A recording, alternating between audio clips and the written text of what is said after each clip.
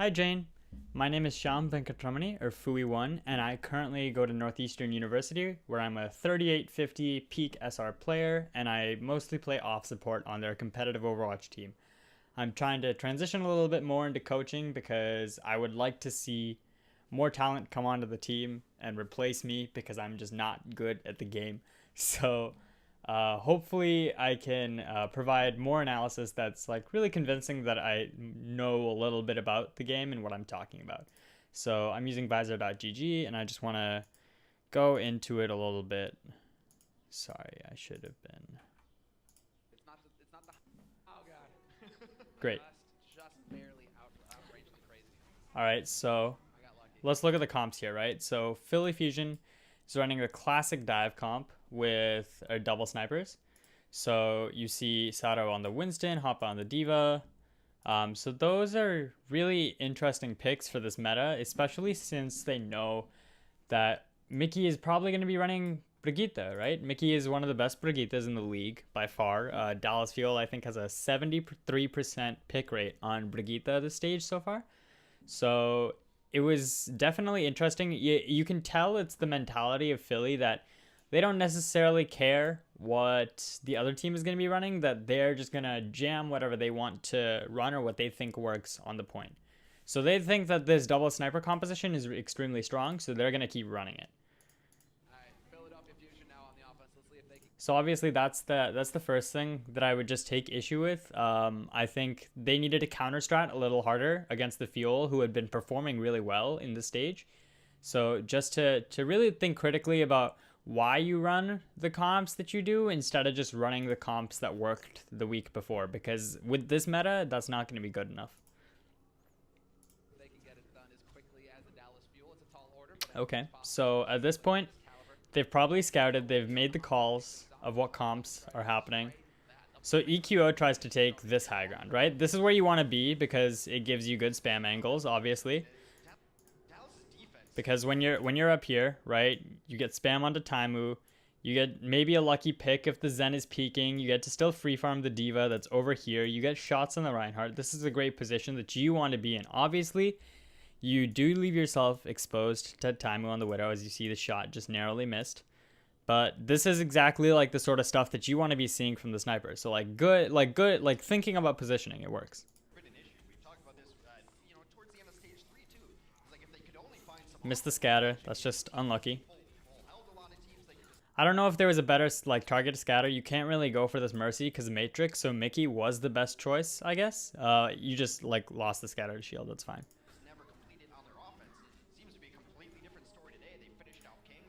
So you see that Diva wastes L shift coming up here, and it's quickly charging Seagull's ult. So I know that you really want to scout this, but I think you can wait to do this sort of scouting until you've really committed to where you want to go. Right now, you're taking like this poke damage, but as you can see, for most of the ults that are going to matter here, which is really this ult, and this ult. So, the Diva Bomb, the Infrasights, and the Transcendence, with the exception of like the Infrasight ults, Dallas Fuel is sort of starting to slowly outclass them, especially with 35 to 19.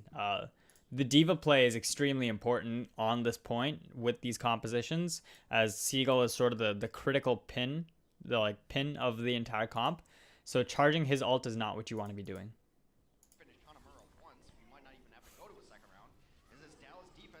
All right, so let's go back there and look at what happened again. Right, so Hoppa goes this way because he thinks that this is the best. Obviously, Seagull's playing on the low ground, so this is probably one of the best times to push. But EQO being here forces Taimu to rotate sort of behind this wall this way, and that gives Taimu incredible sightlines this way. So this is a critical error on Neptuno's part. He couldn't have necessarily known that Taimu had started to play over here, but he shouldn't have been L-shifting this way.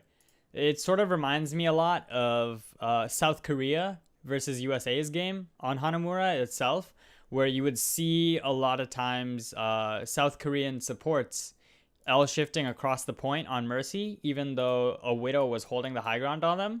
So really just want to be mindful of avoiding this sightline altogether, right? If you're going to try and avoid this sightline, you have to go this way. So going left here just allows the free pick on Neptuno. So then the fight's lost. And at this point, right, Seagull gets the pick onto Carpe too. But we're going to see in a moment another critical misplay. In that Hotba tried to rotate back out, so he loses mech. And that's not good at all. As soon as the Mercy goes down, I want to see both characters just jump straight off the map. I don't think that you should get back because, again, now look at this, right? I have something to point out. So Hoppa goes back and switches to Ryan and then switches back to D.Va in order to get back in mech quicker. But Seagull is 86 on ult and Hoppa is 0. And again, I need to further explain why D.Va is so critical here. Because when D.Va plays here, she has access to this high ground, to this high ground, to this avenue, or to that like tunnel, I guess. Over here and to the point. To low ground. D.Va can go anywhere. And D.Va can support the Reinhardt, the Brigitte, and the Zenyatta. Also the Widow, who's still playing back here. And D.Va is pocketed by the Mercy. So essentially D.Va is the core of this composition. And let's say that OGE and Hoppa, or sorry, Sado and Hoppa start to go this way. Just like make a dive onto point, or maybe they CC OGE back and then get onto point. Something like this. If they're ever in this area, which you kind of need to be in order to push like your Zenyatta towards the point, then Seagull just D.Va bomb straight up. And there is no cover.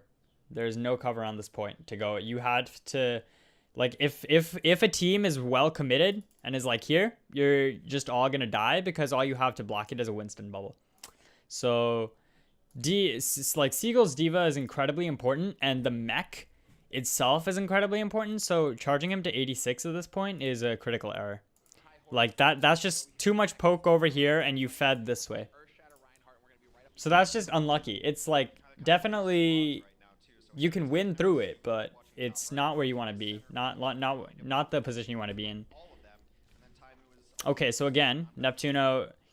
For some reason, Neptuno keeps like L shifting over in this area, like Guardian Angel slingshotting up this way, and you'll see that costs him. Right, so again, the snipers, they need to take this high ground away from D.Va. They really do, because then they get the space control of the point, and Dallas Fuel loses their space control. So really, you do want to see the snipers here, and I'd like to see sort of the snipers make a coordinated effort with Hotba to get up here and hold it, but maybe even like OGE to, sorry, Sado, I keep doing that. Sado to come over here and do that with them, right? But right now, all you keep seeing is individual pushes from the snipers up here, and then they just get CC'd by D.Va. So there wasn't really a team cohesive effort in order to take this platform. A follow through attempt there from Seagull on the high ground, not quite connecting. There will be a presence on the point. So they do the same thing that they did last push, right? They pushed the same 3 people. Neptuno stayed back a little, but they chunk down the D.Va enough that they are able to get the DMAC on Seagull, which is huge. And it's exactly what you want to see Philadelphia doing. They stopped sort of trying to spam lucky shots onto Taimu, and they spammed D.Va, right? And so D.Va can't go, like, D.Va can't get the sustain, especially when Harry is over here. So Seagull self-destructs. And Neptuno again, for some reason, has slingshotted to EQO when he could have stayed down here and damage boosted him from here.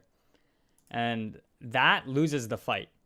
Not only the fight, but honestly, I think this single mistake close to loses them the round because Carpe pops Infrasight.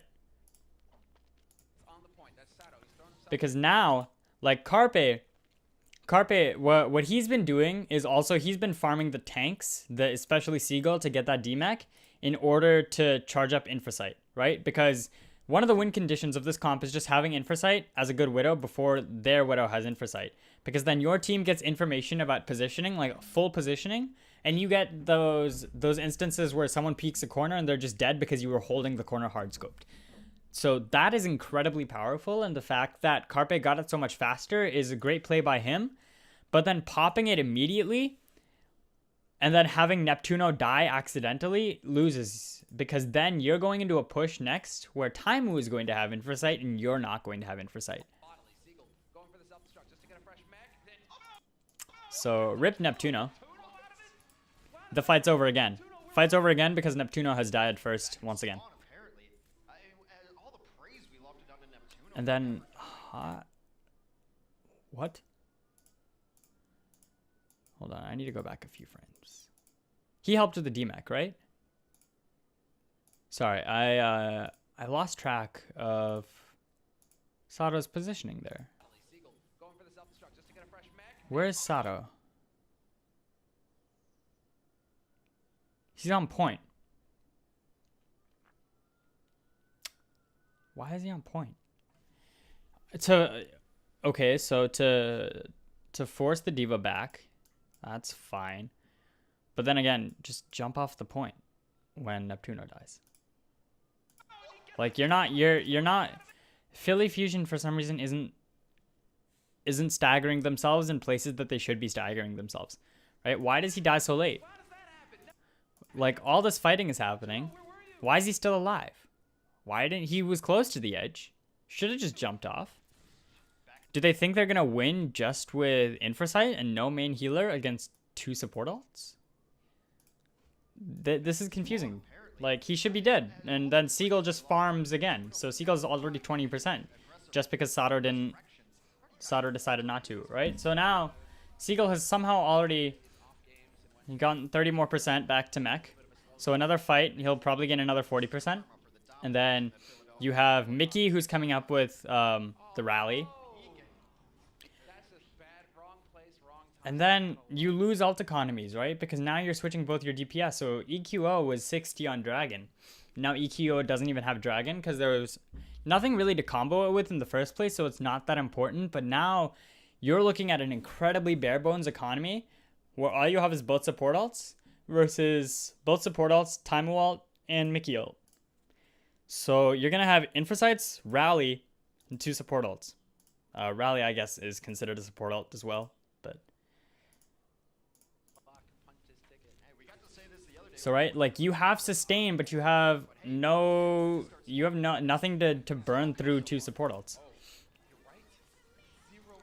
Right, so the rally comes in. They don't have a graviton to really counter that, which probably would have been good. I think that maybe if they were able to run the Zarya, they have the sort of D.Va and the Zen to charge the Zarya maybe. Like Dallas Fuel is running D.Va and Zen that can possibly charge the Zarya, so maybe you have something.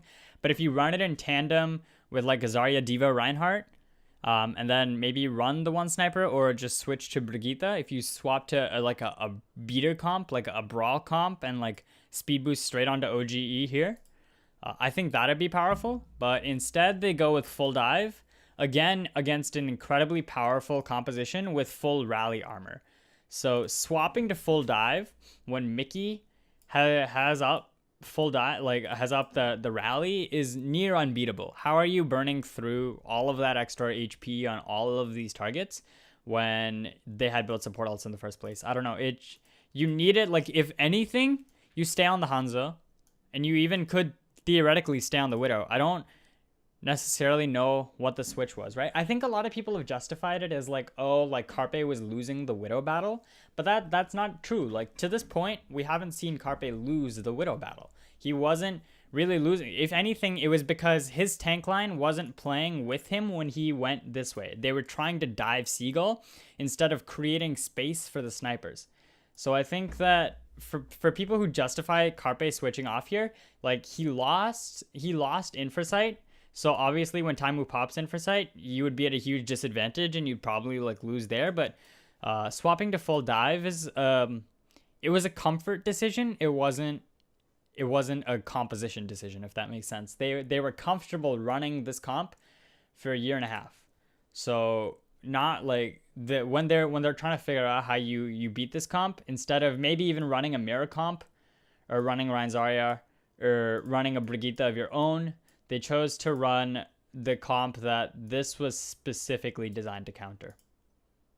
The most final blows on several of their DPS heroes, and they average at the top of the league in final blows, have yet to find a single. So I don't know who made the call in order to swap that, but again, this is confusing play by Hotba, because now he burns L shift. They're wasting seconds on their initiation when they're already low on the clock. He should not have L shifted here. It didn't accomplish anything, and like, yeah, Mercy was gonna be safe no matter what. So I am confused by that. I'm confused by just that cooldown management specifically. So again, they make this dive. This is the third time they've gone straight left, and it's become extremely predictable at this point, because they obviously realize that Seagull is important in this composition, so they want Seagull out of the mech. But they think, I also think that they think that pushing left is going to lead them to the most success with this composition. But the Reinhardt is mostly alone, so I think that pushing straight main might have been a better decision. Because when you're pushing left, you're pushing a hero that's pocketed by Mercy. When you're pushing this way, you force Seagull to go down here, and then you have a sniper rotate here. And then maybe you put a tank with him too. Maybe you can put a tank on this high ground too, and then you have free spam onto Taimu. I think that's the more correct play in this instance, instead of trying to jam a third predictable attack, and that fails. So they all come this way again. Sato's low, pops Primal. Again, Seagull now, though, because of all the sort of poke that he's been able to do, he's gotten up self-destruct. I want to actually analyze, right? So he starts at like 50% before this fight. How does he get mech?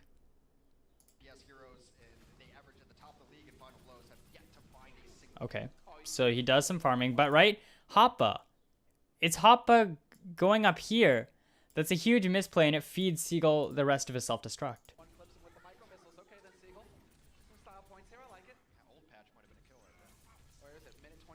Like, he'd be at least 10% down on self-destruct at this point. Then he'd pop the Primal, he wouldn't have it. He might get it here, but...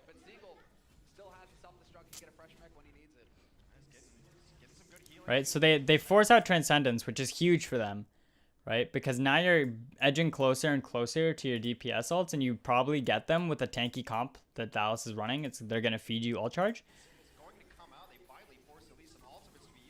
but they have to disengage. Like they don't get the kills that they need to, so they disengage. EQ, this is a huge misplay by Taimu. Hold on, I need to look at this a little further. Right, hold on.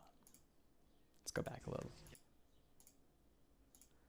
So Seagull's up here, they make the dive. They leave Zen alone, right? So that's a huge punish. For some reason, Zen was playing over there when he shouldn't have been.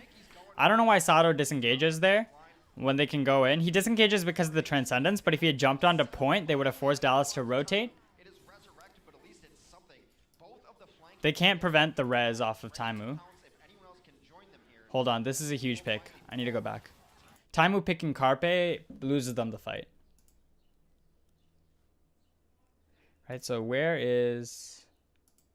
Taimu gets rezzed, right? And Carpe just goes down in a duel. That's unlucky. Right? No one was even... I love that Dallas rotated to point. They assumed that Taimu was just going to die. Like, they just assumed that Taimu was going to die. He's half HP against a Tracer in the backline, and nobody is peeling for him. And then Carpe loses the 1v1. Like, Taimu just flicks Carpe, and he's dead. And that is the fight, because now you don't have Pulse Bomb, and, like, you forced out both support ults, so they would have nothing to sort of sustain past the Pulse Bomb. And just the raw damage that the Tracer would do. They didn't even need to run the Brigitte into that. He just died. So now fight's over. And fight's over, right? Fight is over, and they're still engaging. Again, like, they maybe they think they can pull it out, but as soon as you have stuff like this happening, it's just like, that's cleanup. This is cleanup stage, and whatever this pick is doesn't matter. Like now they're refeeding ult charge. So again, Seagull has self-destruct. Taimu gets another infra sight this fight. He used it at the beginning of this fight. Brigitte is almost back to rally. And now again, they're feeding ult charge. So OG has swapped Winston to get back to the point faster. That's fine. I don't know. Maybe I'm a little aggressive in calling that they reset so early, but at the point that you lose Carpe and you're down by 1 against a composition like this that has more sustain than you do, you lose. You're just going to lose, right? You don't have as much sustain as they do. You don't have as much damage as they do raw, like in terms of the Brigitte and Taimu. You're running a composition that relies on picks, so as soon as you are lower in picks, they have more sustain and they will outvalue you. So you can't stay in, you just have to drop straight off, and they would have gotten maybe another push even than this one if they had done that. Right, so now they've forced Dallas off of the comp they were running, so they have a good chance here. And they have Blade, Unko doesn't have Trance. That's big. But Seagull has self-destruct again, and we're going to see him use it.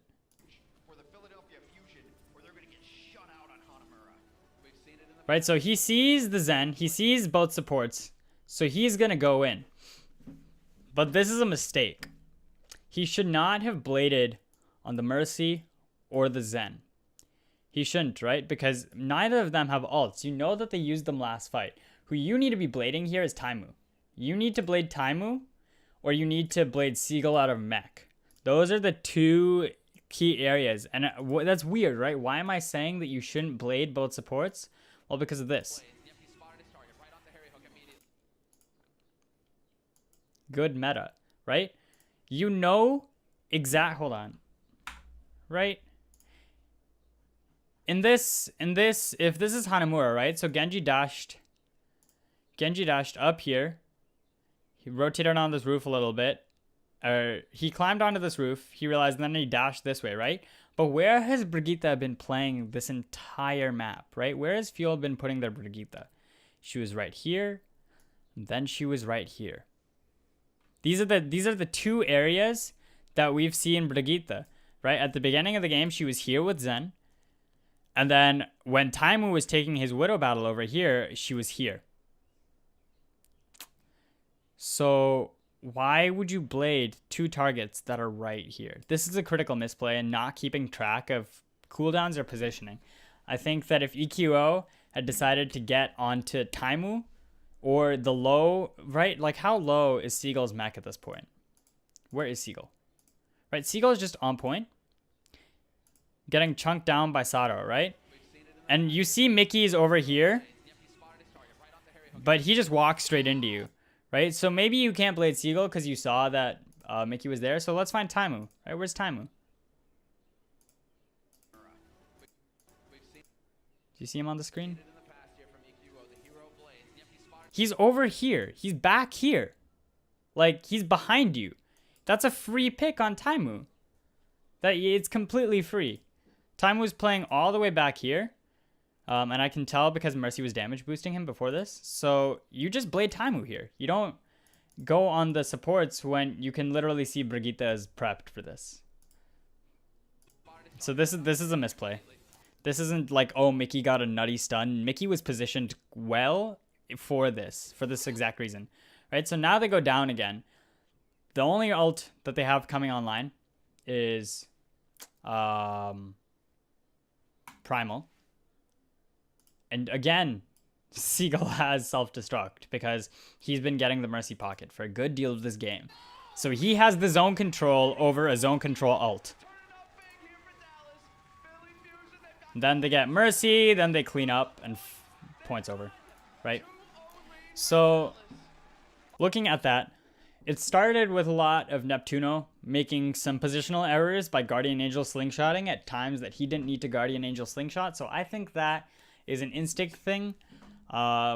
then you see that Carpe switches off of Widow more instinctively to a more comfortable pick that they think will be good, but running full dive into a Brigitte comp isn't going to work out in the way that you expect, and then he loses a critical Widow 1v1.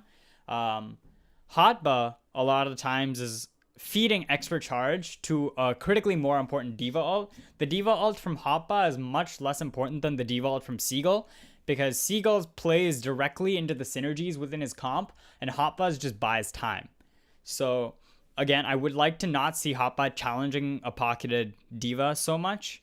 And finally, EQO wasn't able to get the critical picks on to any of the Dallas Fuels characters, because when he pushed up to the high ground, you would see that he would get pushed off immediately and his tanks weren't following with him. So maybe if Sato had made a play earlier to go left, like on the first push, if maybe Sato had dropped bubble on that high ground and then kept walking through Matrix, and if they had expended the valuable resources, they might have gotten Neptuno around and that push could have been different.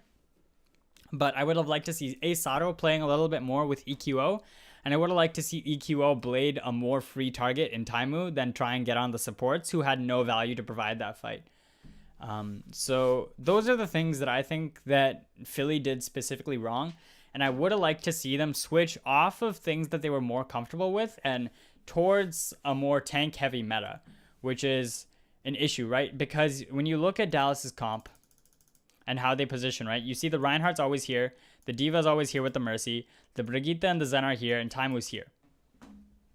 So I would have liked to see a Lucio, for one, and I would have liked to see a Reinhardt, a Diva, a Zarya, something to take the space from them, right? Because by the time you speed to point, if you maybe you go even this way, or you just straight challenge the Brigitte and the Zen here, Reinhardt can't rotate fast enough if you speed boost in.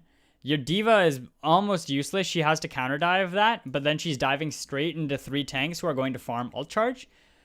And that, like, Dallas can't control space quickly enough to deny any of that value. So I think that running sort of shield break, either heavy shield break, Orisa Junkrat, something along those lines with a Roadhog, or running heavy speed boost comp with like a dive, a coordinator death ball. Those are ways around this comp, but running dive comp into this comp is not going to work out in the way that you want it to. So I hope that you liked my coaching analysis, and I hope that you definitely pick me. I think that I have some good insight to provide off of why Philly specifically lost, but also anything else that you might have to ask me. I think I'm very passionate about justifying my composition decisions, so let me know what you think.